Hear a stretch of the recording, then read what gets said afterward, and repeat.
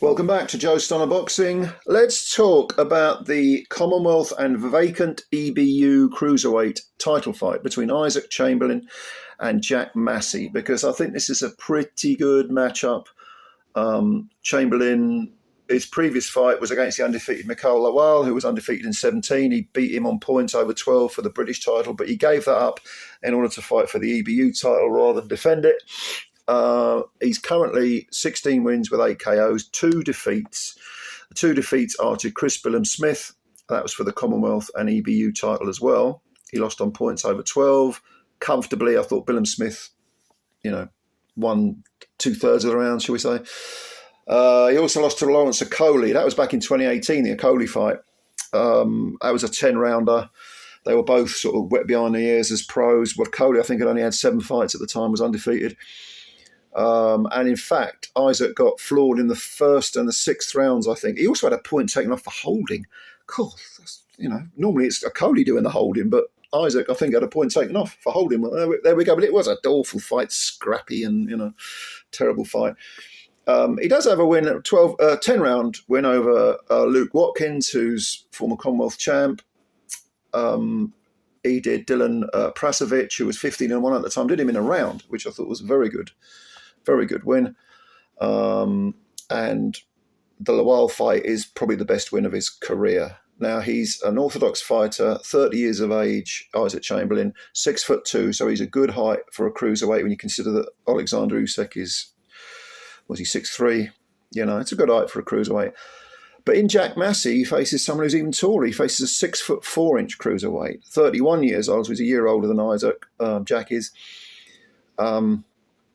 And he has 21 wins with 12 KOs or stoppages, 2 defeats, same as Isaac, and both on points as well. He lost a 10-rounder to Joseph Parker a couple of fights ago.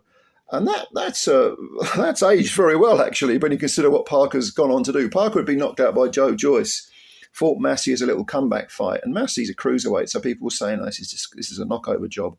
Not a bit of it. In fact, Massey did very well against Parker. He won maybe 3 or 4 rounds. I mean, I thought Parker won, but it was a pretty good performance.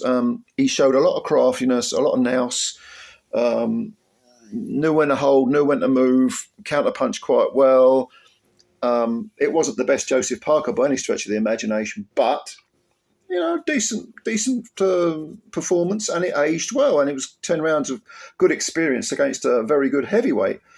Now, if you go back to 2019, you'll find Jack's other defeat. That was a 12-rounder to Richard Riakporhe for the vacant British Cruiserweight title. But he's been a pro since 2013, so he's got 11 rounds as a pro, and he's only had 23 fights.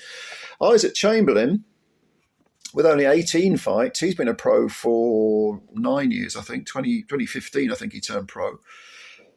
So you're talking about guys whose careers have they've been slow burners, to put it mildly. In the case of Isaac Chamberlain, he actually signed a 5-year promotional deal with Mick Hennessy, which raised a few eyebrows. 5 years, because Mick isn't regarded as one of the leading promoters in Britain, but Mick has got his fighters work over the last couple of years with Ben Shalom's Boxer, and he's put his fighters on Sky. So Isaac has had some very good exposure. He also fought Okoli. That was when Okoli was with Matchroom.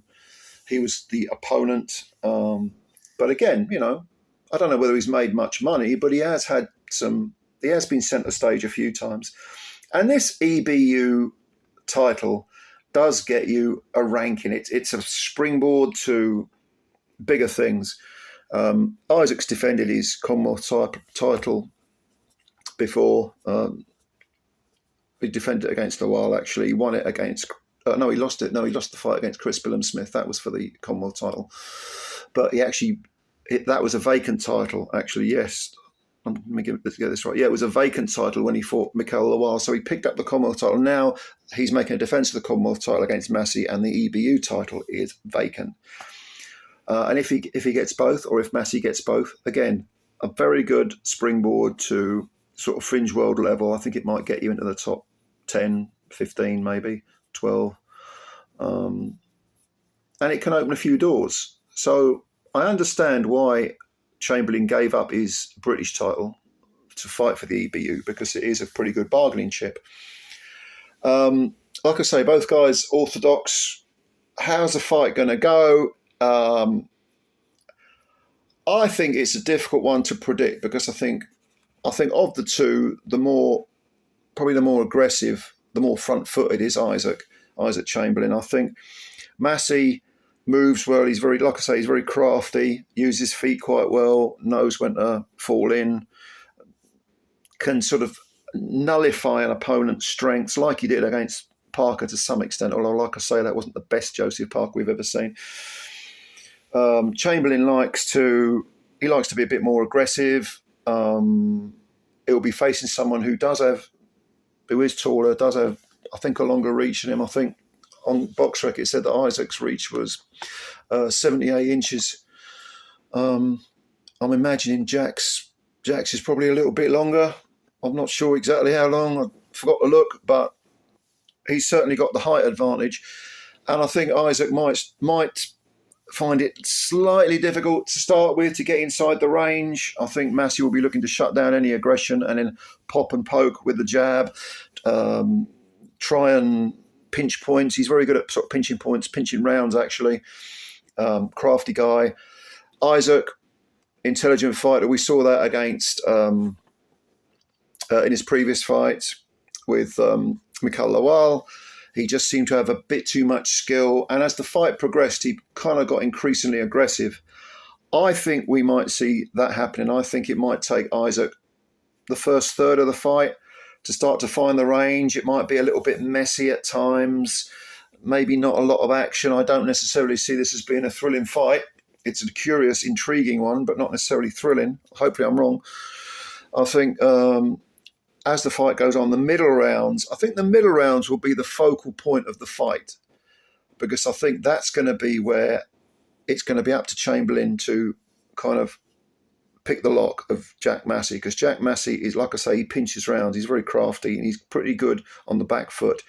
If Isaac can maybe sting him, maybe he'll have to have quite a bit of output, Isaac, to nullify Massey's counters and to keep him honest, to make him a little bit more cautious of